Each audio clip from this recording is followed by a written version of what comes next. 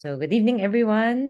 Our topic is the fullness of joy that our Lord wants to give.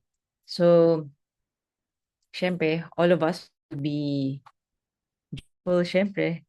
Who wants, di ba? Nobody wants to be sad naman. And I think parang when you look at people,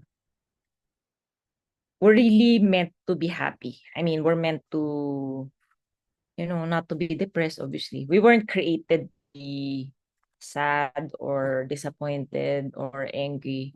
Parang kumbaga, supposedly default state was to be happy. 'Di ba? In the Garden of Eden, yun yung plan ni Lord. And it was just the wrongdoing talaga ng first parents natin, who did that. So because of that, syempre there's this longing in our hearts to go back to that original happiness, to that joy. So tonight we will talk about, it's not exhaustive about like joy and what it is and like super theological, or even like how to be joyful, mga ganon. We'll just talk about one aspect din, and parang we'll see ano ba yung conditions for us to be able to do that.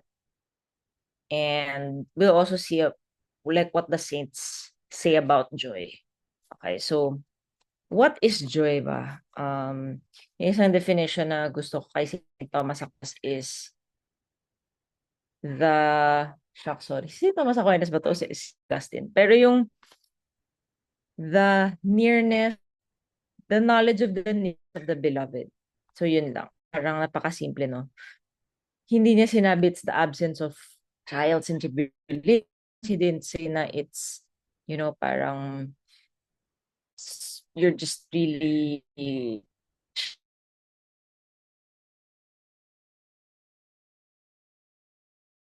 the one that you love is near.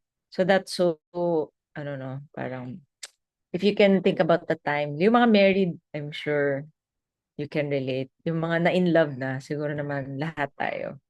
Yung yung parang, shucks, basta nandyan siya. Parang everything is like so nice. Kahit na siguro the weather is bad, parang it's so perfect. Parang ganun. Ah, yun, that's joy. And sabi naman ni Saint Philip Neri, Christian joy is a gift of God flowing from a good conscience. Okay, Christian joy is a gift of God flowing from a good conscience. So simple lang din. For us, if you really think about it, you can be rich, you can be accomplished in your career, you can be healthy, pero if there's something in your heart na na you're not okay with God, parang hindi ka mapakali, di ba? Parang, ano ba talaga? You're restless deep inside. And then, sabi rin ni Saint Francis de Sales, a devout life, above all things, is a life that is sweet, happy, and amiable. Okay? A devout life, above all things, is a life that is sweet, happy, and amiable. So if you know Saint Francis de Sales, grabe, he's the one who also said, ano to, honey traps more flies than vinegar. Okay. So in a way, parang sinasabi niya rin, he wants to highlight na if you're a devout person, ibig sabihin, you love God, you want to love your neighbor, you have a life that is sweet, happy, and amiable. Okay. So in short, it's a happy life. So he didn't say, you have to have all of these things like savings, investments, mga ganon. Simple lang, no? To love God and to love our neighbor. Okay. Si Pope Francis naman, simple din yung definition niya. You have to appreciate the simplicity then of what the saints say, no, and other people of the faith.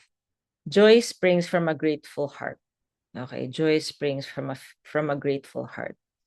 So when we think about the fact na minsan marami talagang things that we can complain about. I mean, justified naman talaga. Like, nakakainis naman talaga. Like, gobyerno, ano ba ginagawa nitong mga politicians na 'to or I don't know, kapitbahay natin. Talaga namang mali, 'no?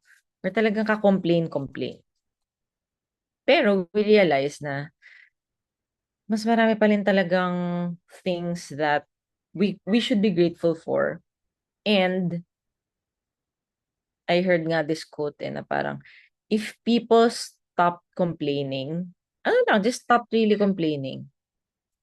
Parang there's this big aspect na in a major way mag-i-improve sa life nila. No? Kasi ano eh, they'll be open, will be open to what is it that is good. Okay. And marami yun. So ano naman sabi ni Saint Rose Duchess. I don't know how to pronounce the name, no? Pero si Saint Rose, I think she's French-Canadian, no? Sabi niya, ito naman yung definition niya, love aright and you will never be sad. Love aright and you will never be sad. Embrace God's will and you will be filled with joy and peace. Okay, ang ganda din. Parang magmahal ka lang ng tama and you will never be sad, no? Embrace God's will and you will be filled with joy and peace. Okay, so um yun din. Basically, the more simple talaga, sabi nila, the closer you are to God, the more simple you become. Okay, not simple-minded, iba yun. Pero the more simple you become, meaning, para mas clear sa'yo yung, ano ba talaga yung mga stuff that I need to be doing in my life, di ba? And ito na yun. It's like the summary of what our Lord asks us to do. Okay. And so we will go now to, yun nga, seeing na joy, it's really about, di ba, parang thinking natin, kailangan makuha ko yung gusto ko for me to be happy. Okay? And 'di ba nababasa natin yung ask anything in my name, yung sinasabi ni Jesus na and believe that you have received it. Ano yun, parang and yun nga, you will receive it. So I'm rephrasing, no. Pero basically, parang grabe yung promise na yun eh. Na if you ask in his name, parang sigurado na you will get it. Pero hindi siya, nung binabasa ko to parang inisip ko, grabe naman to, para namang magic formula, ganun, parang, okay, so mag-believe ako, and then basta automatically I'm gonna get it. Pero the spiritual writers, they explain na, it's actually talking about our union with God, okay, na, if that thing that we're asking for is actually for our salvation, makukuha natin yan. But if it's not, then obviously we will not receive it kasi it will not be helpful to us. Diba? So sabi nga if you don't get it, then it's really nothing actually. It's really nothing. So parang kasama na rin yung circumstances, events, situations, mga gagawin ng tao, material things, promotions, um, sana sana yung weather ganito, sana ito yung sabihin niya or alam mo yun, a lot of things eh. So if it doesn't work out the way, kahit na magnovena pa tayo, it means iba yung plan ni Lord. So yung first key na the first key, the key that I will actually focus on yung the fullness of joy. Parang the key to the fullness of joy na gusto ni God for us is actually prayer and union with God. Okay? Kasi if we are united with God, di ba when you're united with God or united with anyone, you will only want what that person wants. Di ba? So, if you only want what that person wants, then, tapos you only get, obviously, what that person wants, happy ka kasi gusto mo yung gusto ng person din na yun. Gets nyo? Parang, parang in a way, wala kang ibang will except the will of your beloved. Okay. So, um, parang yung ano dun is, parang a sense of resignation. Okay, it doesn't sound so good, no? Pero parang pag binabasa ko sa spiritual writers, they always talk about being resigned. Tapos binabasa ko, I'm like, parang hindi maganda yun. Ba't ganun? Parang nag-give up na ganun. Parang wala na siyang sariling will, wala nang ibang gusto. Parang hindi na makalaban in life. Parang feeling ko parang negative. Pero yun pala yun, it's abandonment to the divine providence, to God's providence. Okay? And um so meron akong parang experience din na ganyan na um so for those of you who know, nag-work ako before sa isang parang Catholic foundation. And talagang parang there were times na ang dami talagang challenges. Pero hindi pa rin ako umaalis kasi I feel like dun pa rin ako kasi I prayed for this. So, sabi ko, Lord, if this is not the place for me anymore, ikaw na yung gumawa ng way. Ikaw na yung gumawa ng para. Kasi parang, hindi ko na alam parang ganun. And then, lo and behold, talagang nangyari siya na yun na nga siya. Parang, I was removed from that situation. And for a long time din, parang connection ko na siya. It could have happened in a better way. Or parang, sana, parang hindi maganda. Or alam mo yun, parang meron ka pa ring thoughts na ganun. Pero you know what? Everything lined up din kasi, uh, Humilitas happened. Alam niyo yung Humilitas nung June, parang we marched for the Sacred Heart sa EDSA Shrine. And kaya pala, nawalan ako ng work so that I can have time for that. Parang, alam mo yun, it was just a redirect. This is what I want you to do. So, yun parang happy ka na whatever you get kasi you're already anticipating na something good will come out of it. No na kasi iniisip natin, hindi kasi ganito yung iniisip ko Ako, grabe honestly, iniisip ko tatagal ako dun sa work ko dati. And even yung mga tao dun, si Nirva talagang magsistay yan dito, baka 10 years yan. Ganun talaga yung tingin nila sa akin. Pero parang, turn of events, grabe, no one saw it coming. Parang talaga, the plot twist talaga of the year. Wala. Randomly. As in yung mga people who were telling me na mag-resign na ako dito. Tapos I'm like, encouraging them. Nauna pa ako sa kanila. Okay, so ganun siya. So funny. So, basically, the God's word, the scriptures also tell us to be hearers of the word, to be doers of the word and not just hearers. Okay, so, ibig sabihin, when we pray, di ba, the more that we want to be united to our Lord, the more we want to spend time with Him. And that's the only way. Parang kahit naman sa human relationships, the only way to get to know a person, get to know their preferences, ano ba yung gusto nila, ano ba yung ayaw nila, is to spend time with that person. So, kay Lord din, it's only through prayer na we get to really know Him. And when we get to know Him, we need to act on it. Okay? Na hindi lang tayo nagbabasa ng scripture o ano bang sabi niya. Pero we actually conform our lives to that. Okay? So, yun.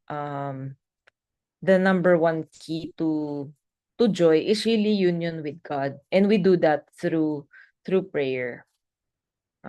Prayer, syempre, kasama na yan. The highest form of prayer is the Mass.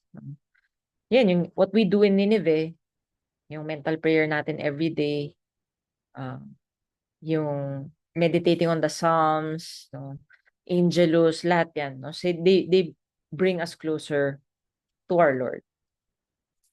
So, ano ba yung mga dapat na pinagpe-pray natin? Okay, it's a good question. So, itong mga feel-safe, you can't go wrong with these prayers, no? First is, syempre, to overcome temptation. Second is, to grow in virtue. Okay? And third is, to respond to the graces that God is already giving to us. Okay. So, parang we need to we need to reorient din sometimes how we pray. Kasi minsan, 'di ba, maririnig mo. Ito lagi ko tong naririnig. Parang naano na nga ako na, guys, saan ba 'to nagsimula? Tigilan na natin 'to.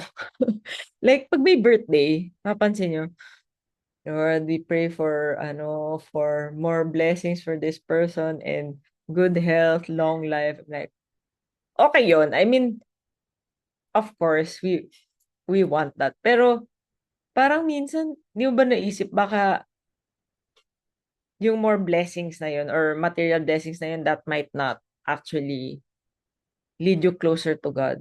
We don't know eh. So parang dapat i-revert mo na. You pray for virtue, you pray to conquer temptation, and then kung ano man yung ibibigay ni God para mangyari yun, yun yung tatanggapin natin.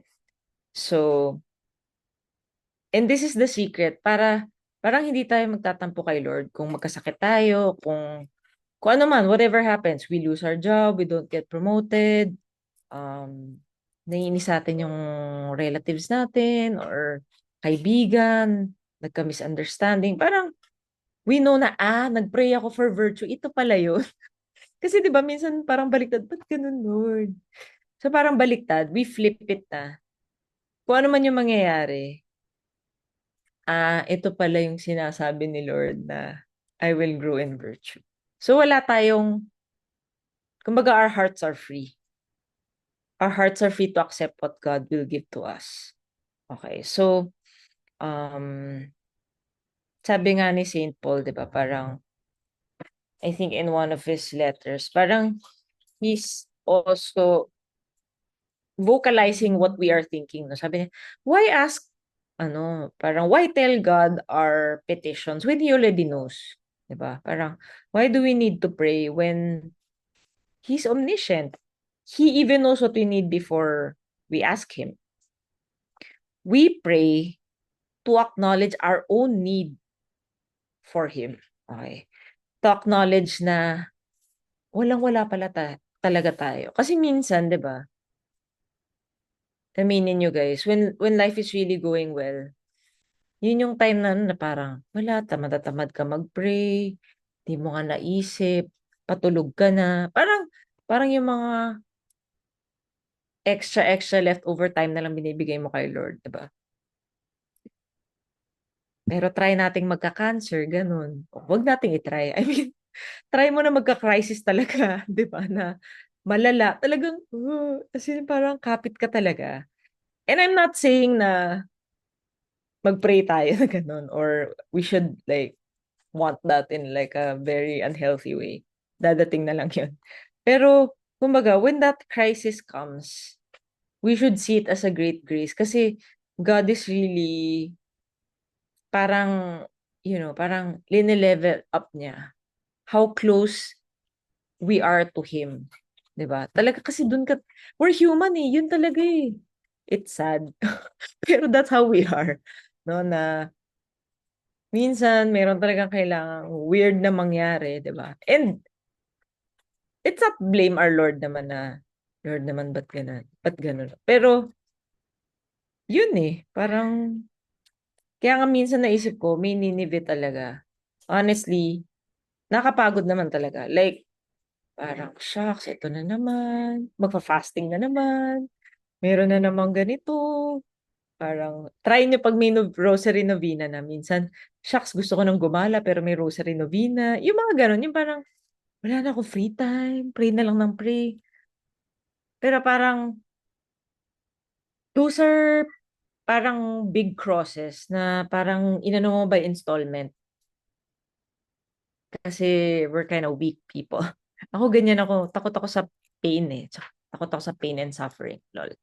So, parang, minsan, inaano ko na lang si Lord, Lord, Nineveh lang muna kaya ko. Parang, don't give me don't give me life's greatest challenges muna. Like, wala mo nang mamamatay, wala mo nang ganun, kasi parang hindi ko pa kaya at this point in time. So, parang, yun, the small mortifications, the small deaths, in a way, yun na yung what we hope is uniting us to our Lord.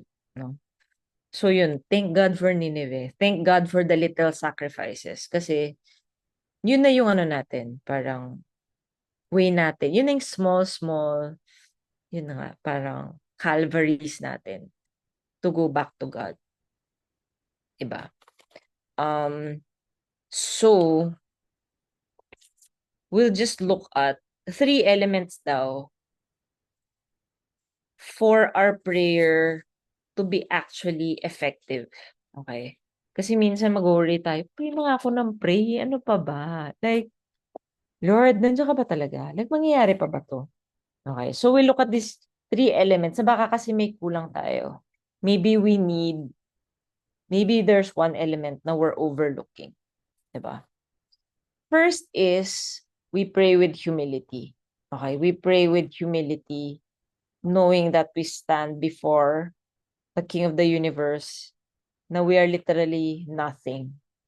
We are dust before Him. We are beggars before Him.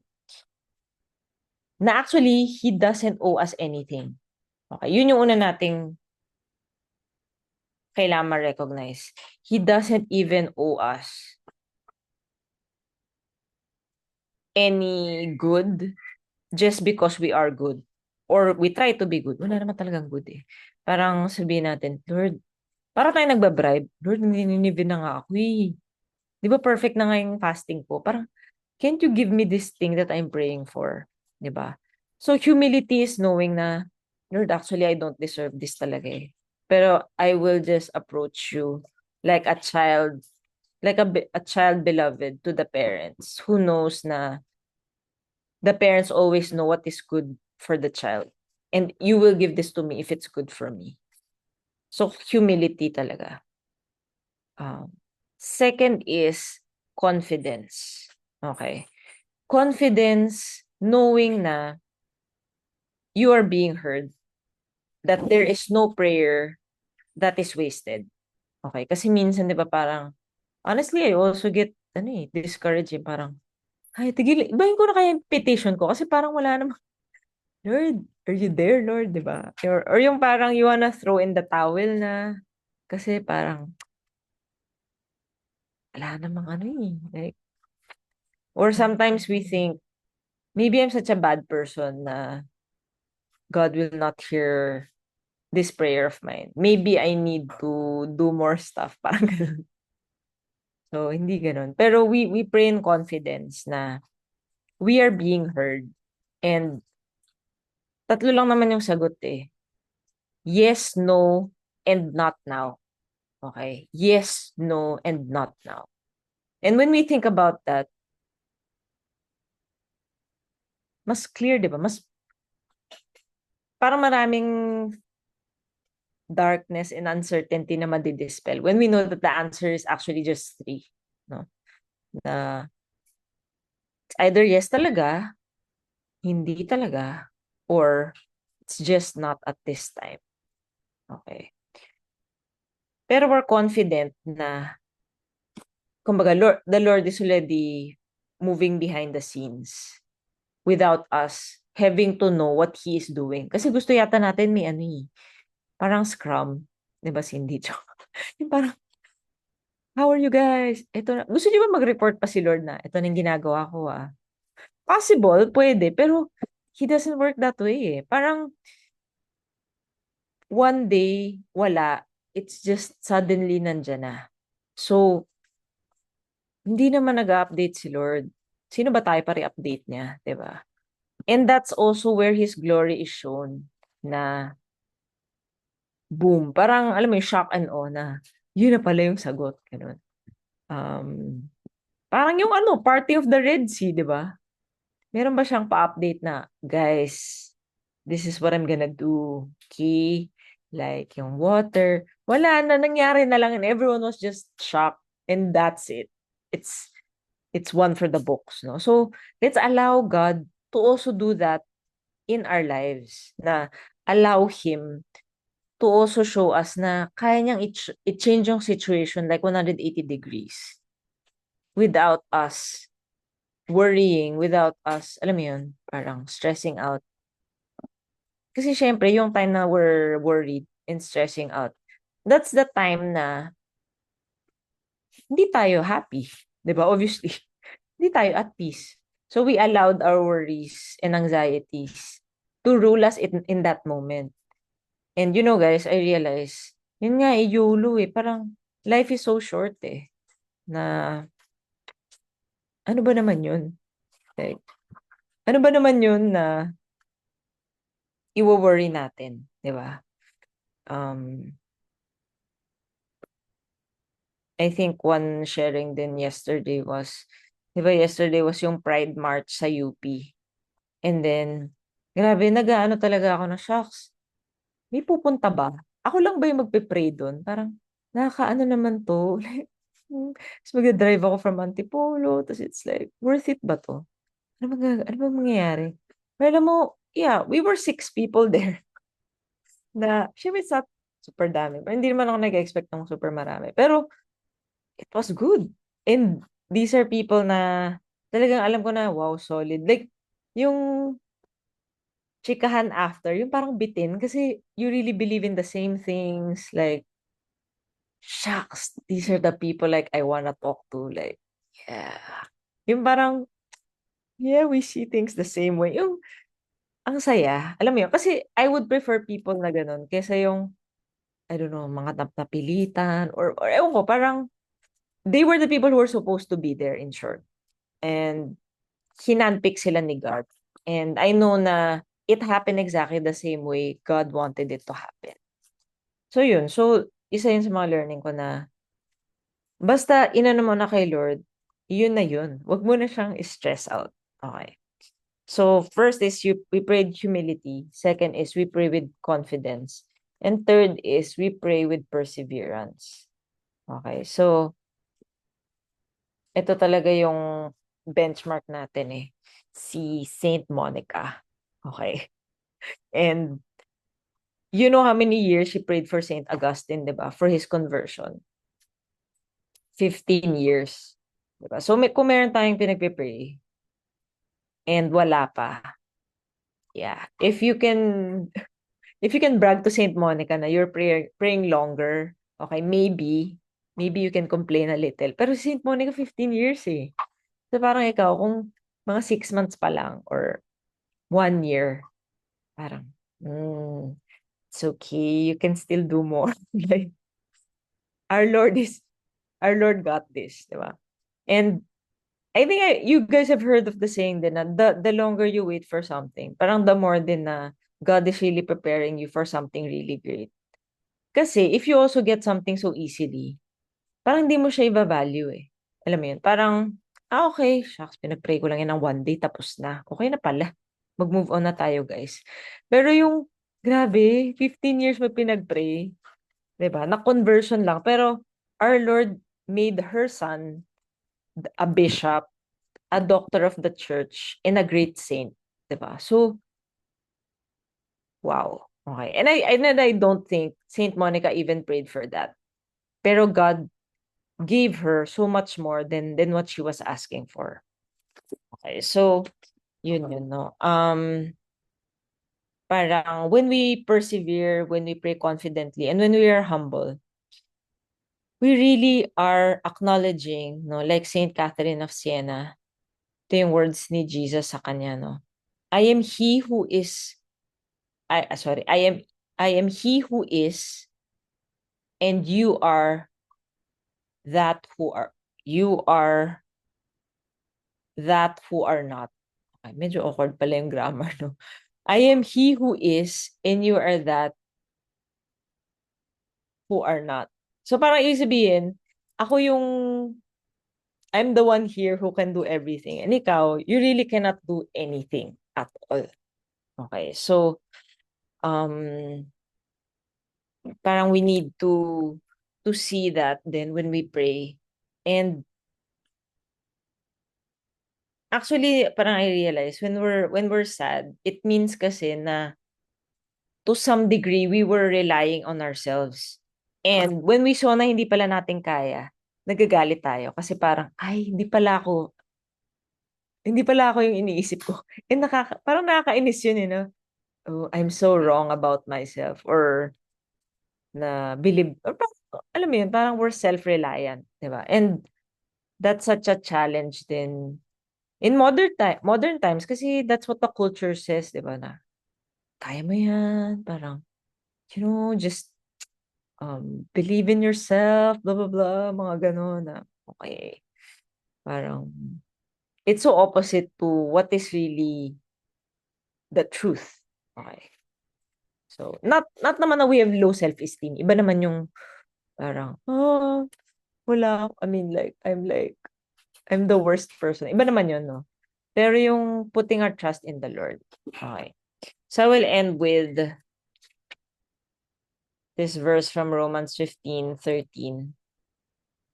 May the God of hope fill you with all joy and peace as you trust in him, so that you may overflow with hope by the power of the Holy Ghost. Okay. So may the God of hope fill you with all joy and peace as you trust in him, so that you may overflow with hope by the power of the Holy Ghost. So that's it, no? In the end, it's really about trusting God. It's really about knowing na, the more we pray, the clearer his will becomes so that we can actually follow it. And that's where true joy comes from.